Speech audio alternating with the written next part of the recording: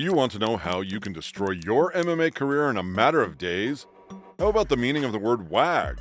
Ian Garry has the answers to those questions. From one of the most likable fighters on the roster to the most disliked athlete in the whole sport. Well, even if someone tried, he could not have been even remotely close to how hated Ian Garry is right now. So the question is, why does everyone hate Ian Garry? Let's revisit those moments that turned Ian Garry into a despicable and unlikable individual, which would probably be the overture to his downfall. And if you guys enjoy this video, please subscribe and be the force behind our push to 10,000 subscribers. Let's do this. Coming from Ireland, the charismatic and youthful Garry quickly found himself under the spotlight, drawing comparisons to the legendary Conor McGregor. Fans couldn't help but see him as the torchbearer for Irish MMA. However, in his attempt to channel McGregor's charisma and fighting style, Garry faced a backlash from the audience. While Ian's emulation of McGregor's persona was evident, some fans perceived it as McGregor ordered from eBay. Authenticity became a key concern for fans who craved the real deal. The discerning UFC audience, known for its high standards, hesitated to fully embrace Garry as McGregor's successor, emphasizing the immense challenge of filling the shoes of such an iconic figure in the sport. In the subsequent two fights, Garry continued to secure victories, but the impressive knockout finishes were notably absent, something that wasn't the case with Conor. Unlike McGregor, who coupled his bold trash talk with devastating knockouts, Garry's performances left some fans longing for the sheer brutality that had become synonymous with his Irish predecessor. These early challenges for Garry illustrate the difficulties in not only emulating McGregor's success, but also in finding a unique and genuine voice in the highly competitive world of UFC. The moment that turned Ian Garry into the least liked figure in the UFC was the whole fuss involving his wife. He gained a reputation for being a bit mean and somewhat of a bully, always targeting others not so friendly-like. But when other fighters started dishing it back, poking fun at his personal life, Garry didn't handle it well. It seems like he can throw a punch, but struggles to take one. When people hit back, especially on personal stuff, Garry goes from tough and aggressive to threatening lawsuits. Enter Sean Strickland, a guy who's known for being brutally honest and speaking his mind. Recently, he tried to give some advice to Ian Garry, suggesting that Garry should distance himself from his 40-year-old wife. Strickland's style is all about being direct and straightforward, and in his own way, he's trying to offer some guidance to Garry. Whether people agree with Strickland or not, you can count on him to speak the truth as he sees it. And how does the tough guy Ian Garry respond? He threatens Strickland with a lawsuit. According to the Irishman, what Strickland said is defamation and not true. But is he correct? Turns out Sean Strickland was just pointing out some things about Ian Garry, and it turns out a lot of what he said is true. Garry's wife wrote a book called How to Be a Wag, all about being the partner of a high-profile sportsman. On top of that, Garry is 26 and she's 40. Adding to the drama, her ex-husband, who happens to be Garry's nutritionist, lives with them. Instead of facing Strickland like a man, Garry went the legal route, threatening a lawsuit. This has left some fans seeing Garry as, well, a coward. In all fairness, Strickland just pointed out things that were already out there in the public. On top of that, she's in Dylan Dennis's DMs from 2018. He seems so much under her influence that he even took her last name, Machado. It looks like she's manipulative and a control freak over him, and with all due respect, not a good wife if you ask me. I mean, Ian Garry said that in one situation, she was provoking him to get into an elevator fight against Khamzat Chimaev, an absolute animal that could have hurt Ian right there. What kind of wife would put their man into danger? Any caring and loving spouse would try to protect her loved one at any cost, but not Ian's wife.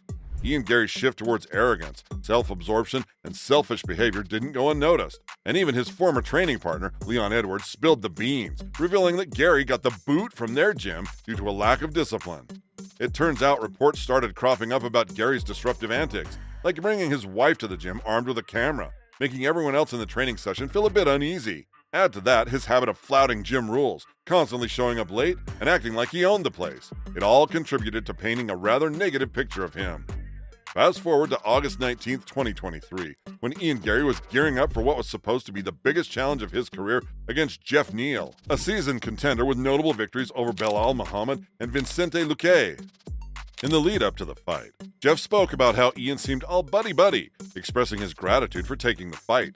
However, things took an unexpected turn when Neal pulled out of the bout, citing undisclosed health reasons. Despite their seemingly friendly interactions, Ian decided to take a jab at Neal by creating a t-shirt featuring Neal's mugshot. claiming Neil's withdrawal was due to a mental breakdown caused by the t-shirt.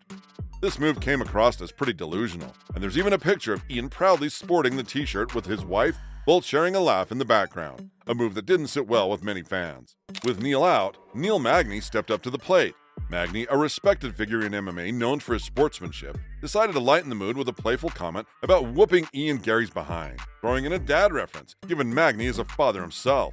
Instead of taking it in good spirits, Garry went to the extreme, accusing Magny of being a child abuser, a completely baseless claim. Rather than letting it slide as banter, Garry persisted, constantly bringing up the false accusation and even offering unsolicited parenting advice. It's safe to say Ian Garry's recent behavior has raised eyebrows and left many wondering what happened to the once promising fighter. What began as a harmless joke spiraled into an unnecessary feud, with Garry repeatedly taking shots at Magny's character based on a misunderstood comment. The MMA community, used to Magny's respectful attitude, found Garry's exaggerated reaction and persistent accusations both uncalled for and annoying. The troubling aspect of this situation is that Ian Garry seemed oblivious to when it was time to hit the brakes. Even after winning the fight, he continued targeting Magny, going so far as to give him the middle finger and more. It left many scratching their heads and wondering why the animosity persisted. Ian Garry's relentless attacks on Neil Magny took a darker turn when it was revealed that Magny faced a potential loss of custody of his kids due to the false accusations. This went beyond just questioning Neil's character. It delved into a sensitive issue. In the US, securing custody for men can be challenging, and in Magny's case, Garry's comments worsened an already tough situation. The Irishman, however, didn't stop there.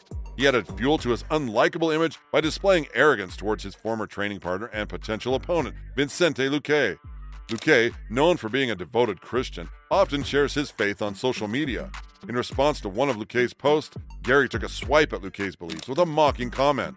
This move further fueled the fire of criticism against Garry, as fans and fellow fighters questioned the need for such disrespectful behavior, especially in an environment where mutual respect is highly valued.